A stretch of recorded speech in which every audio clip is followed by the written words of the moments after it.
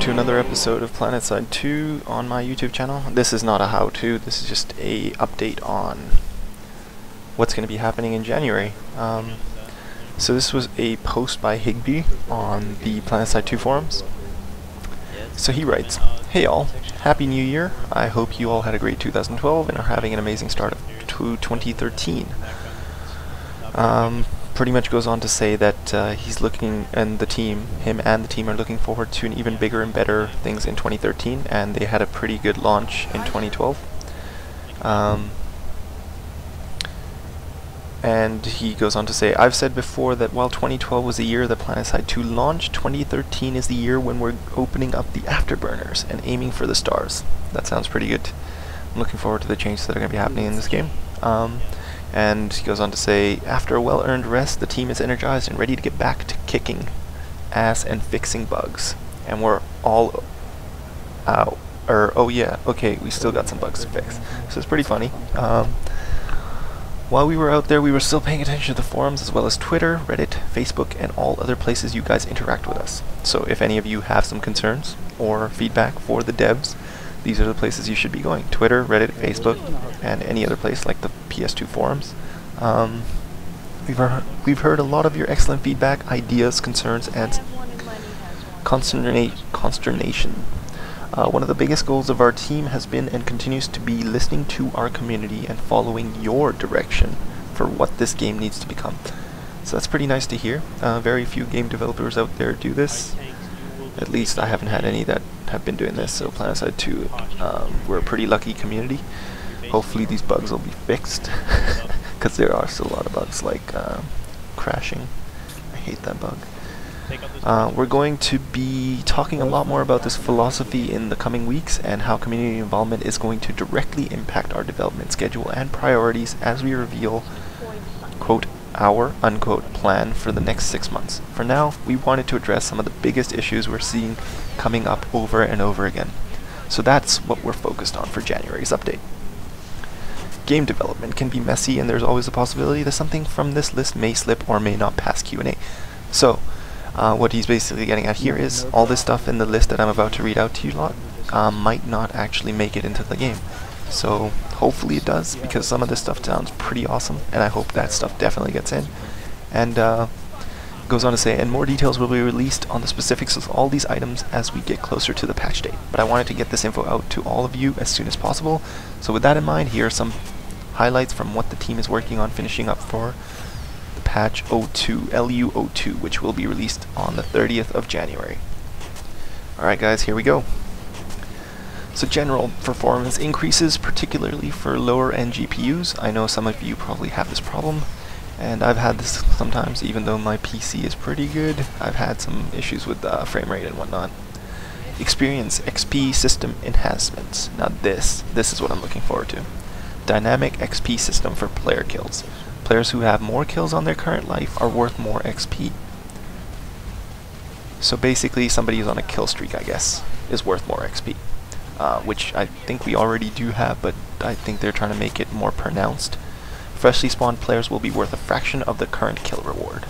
Okay, so people who are on the kill streak, those are the people you want to kill, basically, to get the proper reward. Partial damage XP for dealing damage to vehicles that you don't end up killing. Yeah, I've had numerous occasions where I've hurt vehicles and not gotten the XP for them, so hopefully that'll be done. Population XP / resource bonus moved over to continent population instead of global. Now that is awesome, because we've had instances where the TR have been 63% of the pop, Manu is like 10, and the NC are like 30, and it's ridiculous. And I'm pretty sure everyone's looking forward to that one, because there's always a population disparity on all the on the continents most of the time, and a large one at that, especially when all the outfits jump on at once. Better display of XP sources for things like defensive bonuses and population bonuses. So you'll see that popping up, I guess, when you get kills and whatnot. Rebalancing of XP rewards to help support tasks. So I guess supplying ammo, repairing, healing, rebalancing of that. Server transfer token available in depot. Server transfer token. Okay, so you can transfer your character over. UI changes to emphasize score per minute as a primary metric of player comparison. So score per minute is going to be the primary metric now. Sortable columns on outfit management and addition of last online column. That's pretty helpful for outfits. New weapon type for all empires, the SMG. Looking forward to how that's implemented. Short period of invulnerability will be added to freshly spawned / revived players. Breaks upon game action such as entering a vehicle or using a weapon. So basically, as soon as you revive somebody, they will be invulnerable for a few seconds, and as soon as they do something like shoot or aim down sight or switch a weapon or I guess move a certain amount, they haven't written that, but I'm assuming that's also the case. And then dynamic / player configurable colors for minimap and overhead indicators for enemies, friendlies, and squads within a platoon. This one is essential. I can never tell the difference between freaking Bravo and Delta squad. It is almost impossible to tell the freaking difference. So I'm glad this is being done. New hotspot system that displays where active fights are occurring on the map. I think this should be labeled hotspot system that actually displays where active fights are occurring on the map, because we already do have a hotspot system, but it just doesn't work. New spawn buildings with more exits, protected balconies, and easy roof access to make them less campable. That's pretty nice, but easy roof access, wouldn't that make libs a lot more effective? So most people would pop out on the roof. I don't know. We'll see. We'll see what happens. Tunnel systems for amp and tech facilities that give access from spawn rooms to interior bases and base walls without having to go above ground. I love this. Hopefully this will be something like corridor small enough, like if any of you play 2142 Battlefield Titan mode, something along those lines, that would be fucking awesome. Just sitting in there, just trying to mow people down as they come in. It's gonna be fun. Hopefully that's what the tunnel systems will end up being like, where, well, I guess the other team would not be able to access them. So in that sense you wouldn't really have those fights, but hopefully we'll get something like that in the future, where there'll be tunnel systems through mountains and whatnot. Making the maxes render more reliably at long distances for players in vehicles. And that's pretty helpful. I've had maxes not be rendered for a while, and then you can't really kill them. It's pretty annoying sometimes. AA improvements, notably flak changes for turrets and skyguards, giving them some better ability to aim. Very helpful. Freaking hate the aiming ability. And hopefully the 830 Walker will also get this, and I think that's what they mean by turrets. Although not drastically impacting their DPS. That's fine, they shoot pretty fast, so it shouldn't affect it too much. And then fixes to missiles so they more reliably detonate and actually blow stuff up. I like that one. Air vehicle weapon tweaks. I wonder what they're going to do here. Maybe give us more explosive shot on like our main cannons, I don't know. Increase to reload speed for certain HE ground vehicle weapons. Highly explosive increases. I don't know if that needs to be buffed any more than it already is. They're pretty annoying as it is. And of course, lots of bug fixes.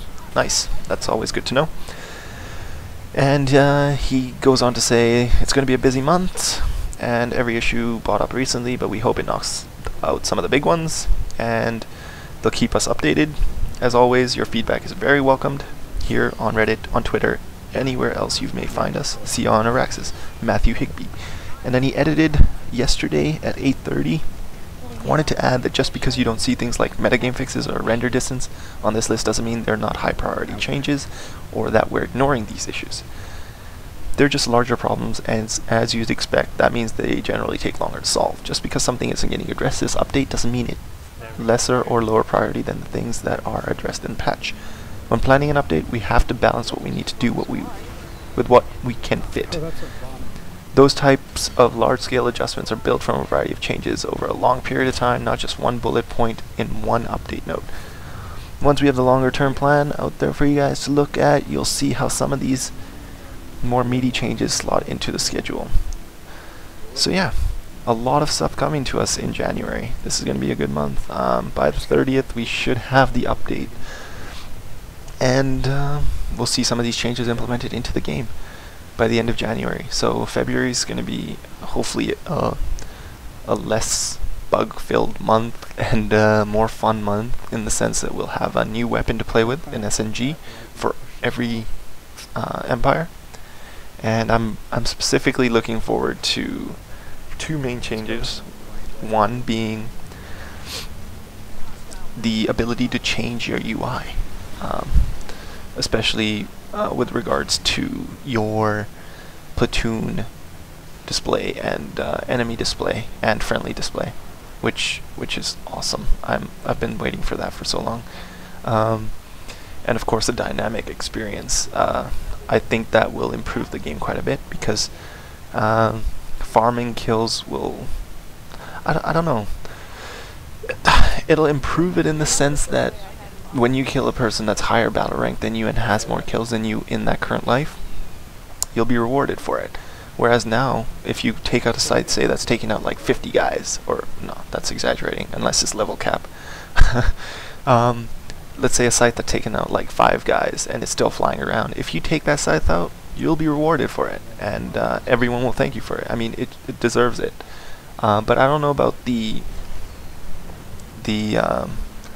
freshly spawned players being worth a fraction of the current kill reward. I think that kind of is detrimental to that change, because it doesn't really reward anyone.